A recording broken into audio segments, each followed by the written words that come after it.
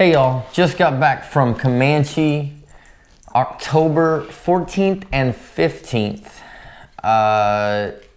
It's normal October, but also have some add-in stuff for those of you that don't want to fish drop shot down deep. Weather-wise, Saturday was cloudy, very little wind, but there was some wind, and there was a solar eclipse at 9 a.m. And Sunday, it was clear blue skies, no wind, post-front conditions. Basically to start off, so it's club tournament. Overall for the weekend, Brian had second place, I had third place, he had 14-10, and I had 10-24. First place was 15 pounds, and that's basically the mood of it. The rest of it was all under 10 pounds for the rest of our club members. So it was a very tough weekend. Those who figured them out had them figured out. Those who didn't. Who figured them out? Speaking of the figured them out, Saturday, basically what I started off with was, this is a Fritz side 5. Just started throwing this bait actually, and I really like this bait. It's got a nice tight wiggle. It looks like a fleeing shad. It looks really good. Caught a lot of different fish on it. One of them was 3 pounds. I'm gonna throw that video in here. This whole video is not gonna be fish catches, but I will throw some in there because it's drop shot. Not a lot of people care about those, so. Basically just burning this in, running it really fast. They were eating it. And I picked this up a couple different times through the week, even in that post-front day, and was catching fish, even including bluegill. So it's definitely something that multiple species will go after, which usually to me tells me it's a pretty good bait. It's it'll fool more than one species. It'll fool a lot of them. After that, the rest of my day was down deep, basically throwing drop shot on Saturday. The drop shot of choice in the morning was Margarita Mutilator, or I'm sorry, MM3. That is the 4-inch. And that was in the morning times. Once that sun came out, then I picked up either Sorry Steve, which is the Jackal Watermelon Candy, or I picked up Morning Dawn in the 4-inch Alive Shad. And that's pretty much throwing in anywhere from 20 foot to 40 foot in drop shot on just like rock points or rock humps. And then also my partner picked up one on the Sorry Steve up shallow in that color line in that late afternoon. That was pretty much our Saturday, and it was really slow, few and far bites, but did call a couple of fish. How'd your Saturday go? Well, we started off normal October. The club picked it like 4 years in a row now. Yeah. Hopefully not. It's actually not next year, not October. Year, yeah, not Thank there. goodness. But I do all right there in October. So I went to my normal areas that I typically fish. We pre-fished. I knew that they weren't super shallow, but I had a hope. So when we blasted off and ran, I went right up to the shallow water and started throwing jerk baits. I was throwing a cherry spawn, mega bass, junior, 110 junior, +1. And I immediately caught some fish, but they were all dinks. Yeah. They were killing it. And I was fishing with my partner, and my partner was like, we need to go deep. And so we moved off and went into deeper water. I like to keep the boat around that 25 to 30 and then just fish around, right? It was move, spot lock, move, spot lock, move, spot lock. Like, you didn't just sit there on a spot. You had to move around. It was like the spots were wolf packing and running around, and there'd be bait, and I actually saw them hit bait sometimes. It was kind of just when you were there, you got them. My partner was throwing a football jig with like a twin tail grub in like a smoke, like a shad color. Yeah. And I was throwing I had a whole pocket full of worms, trying all sorts of stuff, drop shot, and he started catching fish, and I was like, well, I better might as well start doing it. I better change, right? Like, we're in a tournament, and the bite, I think I felt 2 bites all weekend, and we probably put 20, 25 fish in the boat that were keepers throughout the weekend. But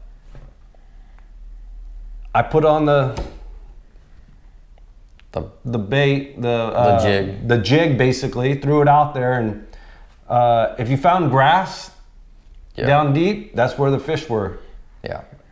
And it felt like anytime that you felt like you had grass, that you're pulling through grass, you better set the hook, because you don't know if it's grass or if it's a fish. Yeah. And that grass is like little shrub grass. It's not very tall. I found tall. There's some places that are tall, and there's some places that are short, but they're not like 10-foot tall grass. But on Saturday, one of them, the first fish that I caught was a 471 largemouth on it, and they were engulfing that jig like it was completely inside their mouth. I had to use pliers to try to get it out, and you never felt the bite. It was kind of weird. Yeah. But we basically stayed in one area. I was playing the game of turning graphs off and the battery saving game, because I knew we weren't moving around too much. We're moving, right? Like we had a big circle that we were doing, but it was all trolling motor. It was all trolling motor. We weren't firing up the big motors, but at the end of the day, we ended up with 1410 with the 471 kicker, which was a big fish for the day. And for the weekend also. So yeah, that was pretty much our day. Yeah. And then the only thing different for me was on Sunday, I actually was able to video game some fish. So basically I could see them on forward scan, and I could see them come up after the bait. And then one of the things I threw down there is this Bass Union darterhead in the 3/16. Thank you for putting the thing on there, Bass Union. And basically this is a 4-inch alive shad. And then I was doing that with both Morning Dawn and with hologram shad. And just letting this thing spiral down. It looks like a bait fish very, very well as it spiraled down. And then just let it spiral down, then it would hit the bottom, and then the fish would just swim over to it leisurely and soak it up off the bottom like it was a dying shad. And that's the whole point of how I came up with this. And again, I also found the same thing. The areas that had that grass, or that you would like pull it up, you'd get a little bit of grass in there on your hook or whatever it is. That was the areas that held the bait, which held the fish. Yeah. So those are your little cues for here near the end of the video that really helps you out. Again, that deeper water, look for areas with grass, and be very, very, very patient. Yeah. And just basically throw your confidence baits for the most part, but keep to the natural kind of things. Yeah, Sunday was a completely different day with it being that bluebird sky post front. I ended up throwing the Sorry Steve, which is the Jackal watermelon candy, and I fished with Steve, and the namesake of Sorry Steve he was fishing with. I started catching fish, and what'd you catch out on him? Sorry, Steve. Yeah, I was hammering him with it, but I was throwing it out, letting it go all the way to the bottom, and dead sticking it. Just letting it sit there, give it a count to 20, 30, and then I was picking it up and it felt like I had grass. That's the best way to describe it. It was so slow that I actually turned the football game on my phone and put it on my graph and watched the football game throughout the day, which actually made the day go really fast. Yeah. And I caught fish doing it. And we moved in multiple spots on Sunday and were able to replicate the same pattern throughout the lake. Yeah. Although it was tougher. It was 100% tougher. Yeah. I did end up with 11:49 on day 2. Yeah, and I was doing basically the same thing, and I was like 8 something. Yeah. I don't remember what it was. Low. No, high. It was like mid 7s. Sorry, it was 7 something.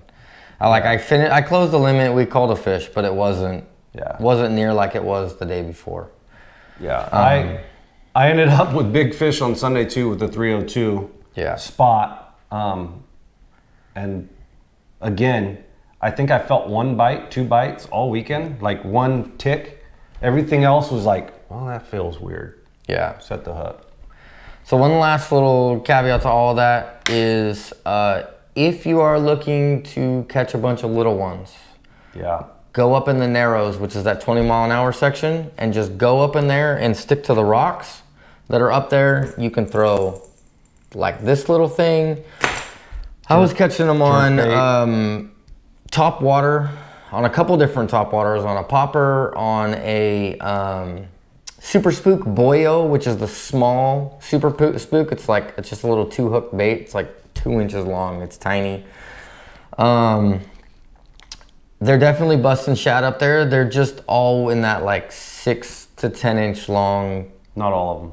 Well, there's larger ones, but they're all like in that. The vast ones that are overly eager are in that. You can catch keepers and stuff, but and you can throw drop shot up in that area too. And it's definitely a fun day. You get to have fun, catch a ton of fish.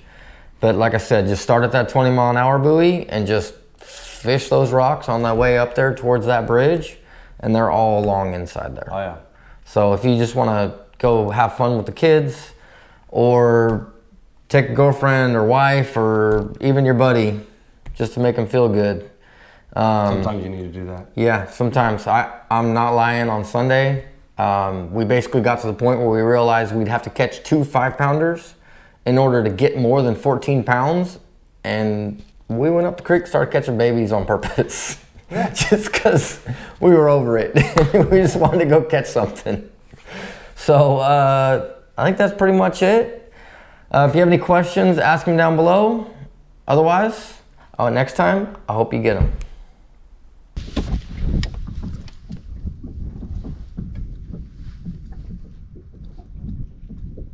Damn, I was hoping this would work.